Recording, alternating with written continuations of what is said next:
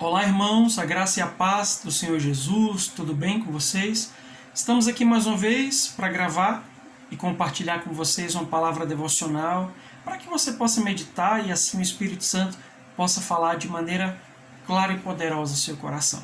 Amém? Abra sua Bíblia no livro de Êxodo. Nós vamos ler do capítulo 20, do versículo 18 até o versículo de número 21.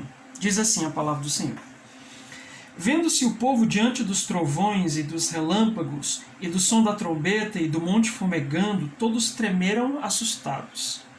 Ficaram à distância e disseram a Moisés: Fala tu mesmo conosco, e ouviremos, mas que Deus não fale conosco para que não morramos. Moisés disse ao povo: Não tenham medo, Deus veio prová-los, para que o temor de Deus esteja em vocês e os livre de pecar.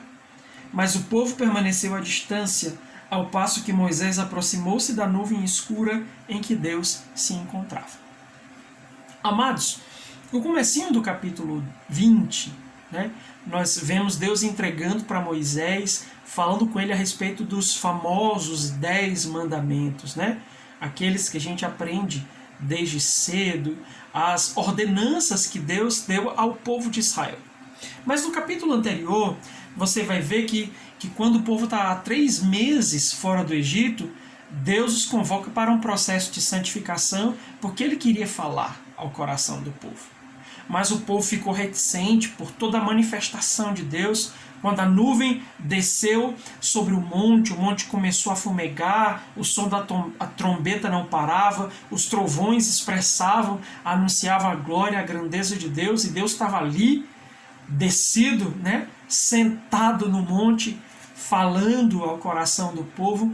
Mas a gente vê nesses versículos que nós lemos que o povo ficou assustado, ficou com o coração assustado, e de repente eles acabaram empurrando Moisés, dizendo: Não, Moisés, vai você, porque nós queremos ouvir de você, não queremos ouvir diretamente de Deus, porque nós temos medo de morrer. Amados, e meditando um pouco a respeito desse tema, ou pelo menos desse texto, isso me vem algumas reflexões que eu quero compartilhar com vocês. A primeira coisa é a respeito da necessidade de intimidade. Quando nós falamos de intimidade, nós estamos falando sobre relacionamento próximo, um relacionamento mais estreito com a presença de Deus e com a sua glória. Mas muitos de nós estamos negligenciando a nossa intimidade com Deus, quando na realidade ela é um imperativo nas nossas vidas. Nós não podemos ser cristãos, nós não podemos dizer que servimos a Deus ou que o conhecemos sem que tenhamos uma vida íntima com Ele. Mas parece que no nosso meio evangélico, no nosso meio gospel, nós aprendemos que temos que esperar sempre por terceiros que façam o trabalho que é nosso. Assim como o povo disse para Moisés: Moisés, vai lá, nós queremos ouvir de você e não de Deus. Alguns de nós temos esse tipo de comportamento, essa postura.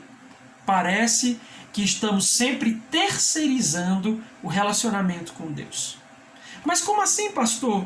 Parece que delegamos a nossa responsabilidade de orar, de ler a Bíblia, de jejuar, de buscar a Deus a outras pessoas, como se elas fossem mais espirituais, como se elas tivessem um acesso maior e melhor à presença de Deus. E isso não é verdade. A Bíblia diz que por meio do sacrifício de Cristo, nós temos um novo e vivo caminho aberto. Ou seja, todo aquele que crê, todo aquele que conhece Jesus, todo aquele que já aceitou Jesus como seu Senhor e Salvador, tem essa liberdade, tem a possibilidade de entrar por esse caminho, de tomar esse caminho, de ir além do véu para ter essa intimidade com Deus. Mas o problema é que muitos de nós estamos sempre terceirizando. Ou seja, por favor, orem por mim. Pastor, você está dizendo que pedir para que orem por você é errado? Não. Mas se você não ora por você, se você está sempre dependendo que outras pessoas façam isso, aí sim você está em apuros. Ou leiam a Bíblia por mim, pastor. Eu nunca pedi a alguém para ler a Bíblia por mim. Mas muitos de nós vivemos daquilo que ouvimos no culto. Não é a mesma coisa? Ou vivemos daquilo que ouvimos, por exemplo, nesses vídeos devocionais diários. o culto não é importante, os vídeos devocionais não são importantes, não é isso que eu estou dizendo. Mas às vezes, quando nós dependemos de terceiros, estamos sempre terceirizando a nossa conduta ou a possibilidade de estar no altar, nós estamos dependendo de outros. Parece que vivemos do que um outro foi lá e buscou de Deus, do que um outro foi lá e recebeu de Deus, de que alguém foi lá e recebeu da Bíblia e vai mastigar e vai trazer para mim. Isso é terceirização. E eu reitero, eu não estou dizendo que ir para o culto não é importante, que está errado pedir as pessoas para orarem por você. Não está. Mas é o quanto você está desenvolvendo a sua intimidade com Deus. Essa dificuldade, aqui no texto, fica bem claro o quanto as pessoas tiveram medo da nuvem. De todo o alarido dos trovões, dos relâmpagos, o som da trombeta, o monte fumegando, fez com que as pessoas ficassem apavoradas e não quisessem subir. Então, existem alguns sinais que mostram o quanto nós precisamos vencer o medo da nuvem, o medo da presença, o medo de envolver-se com a glória de Deus. O primeiro sinal de que nós temos esse medo é a distância que nós temos do altar. Você vai ver, o povo estava distante, não era o altar, era a montanha, o povo queria ficar distante, e nós muitas vezes estamos assim.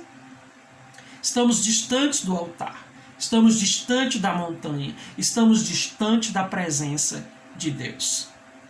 Raramente passamos por lá, e esse é o segundo sintoma do medo da nuvem. É a pouca frequência com a qual nós sacrificamos. A pouca frequência com a qual nós oramos. A pouca frequência com a qual nós lemos a palavra de Deus, nós buscamos ao Senhor, nós temos um tempo de jejum, nós temos um espaço, ou separamos um tempo para estar diante do Deus vivo e Todo-Poderoso. Muitas pessoas estão medrosas a respeito da nuvem e não querem se achegar a ela. Mas isso é uma grande tolice, porque nós estamos perdendo com essa atitude o melhor, a mais poderosa e profunda experiência que a gente poderia ter.